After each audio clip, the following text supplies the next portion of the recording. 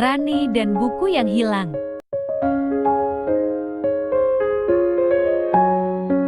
Rani adalah seorang anak kelas 3 SD.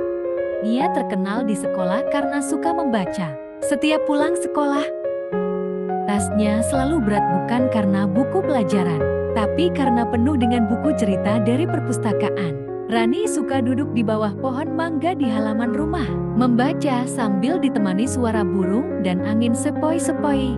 Dengan membaca, aku bisa pergi ke tempat-tempat jauh, walaupun aku tidak beranjak dari sini, kata Rani dalam hati.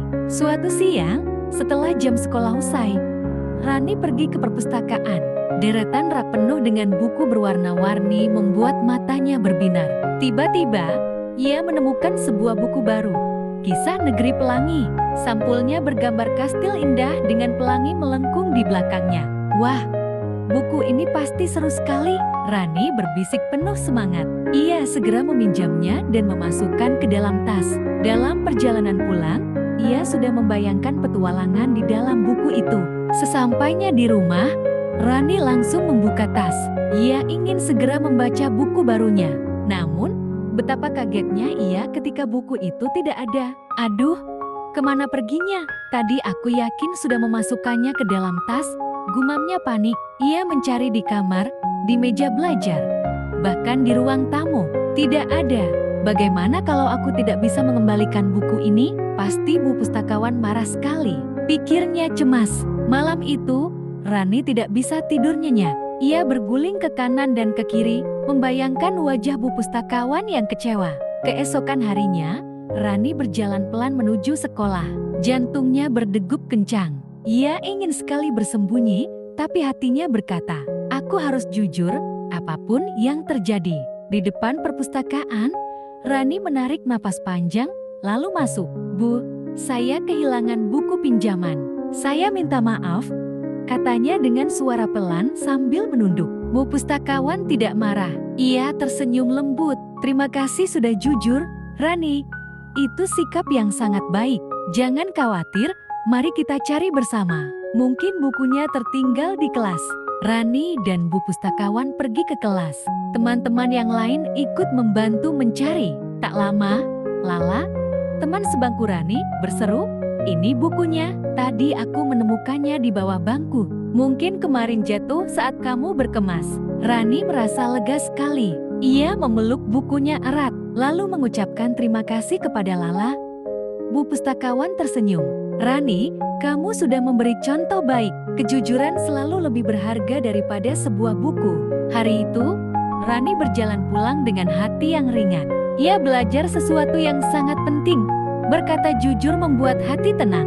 Walau awalnya takut, ternyata mengakui kesalahan lebih baik daripada berbohong. Sore itu, Rani membaca buku Kisah Negeri Pelangi di bawah pohon mangga.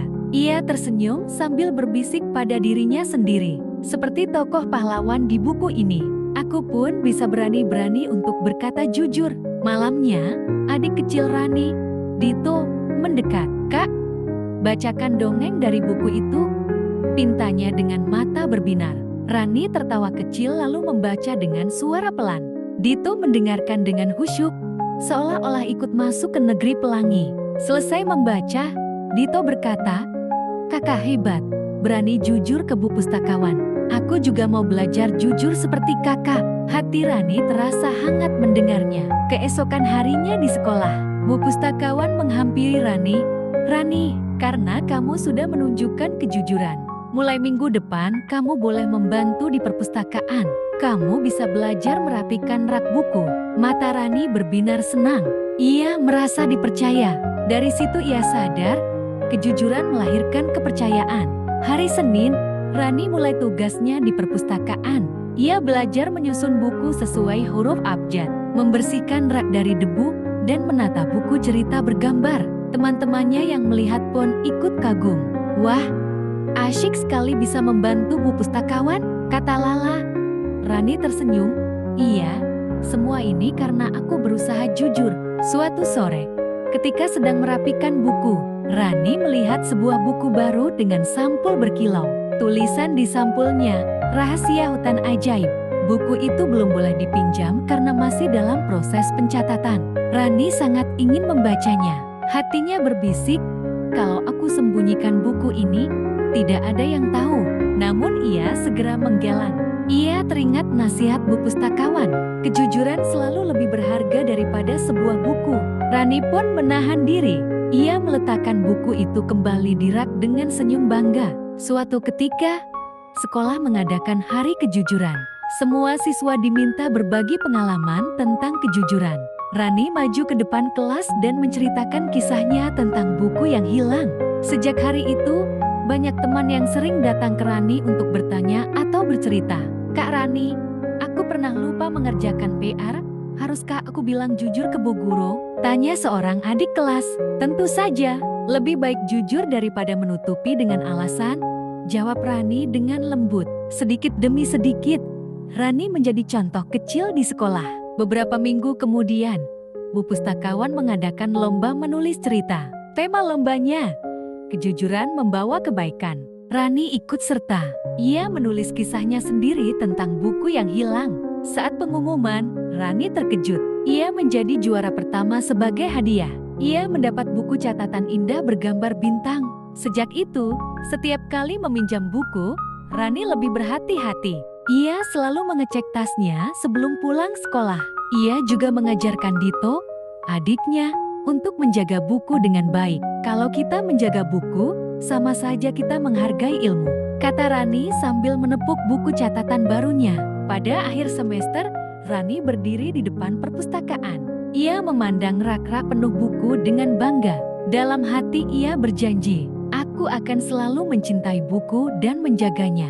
Dan yang paling penting, aku akan selalu jujur, sekecil apapun halnya." Bu Pustakawan yang berdiri di sampingnya tersenyum. "Bagus sekali, Rani. Anak yang jujur akan selalu bersinar seperti bintang di malam hari." Rani pun tersenyum bahagia. Ia tahu, pelajaran kejujuran yang ia alami dari sebuah buku yang hilang akan ia bawa sepanjang hidupnya.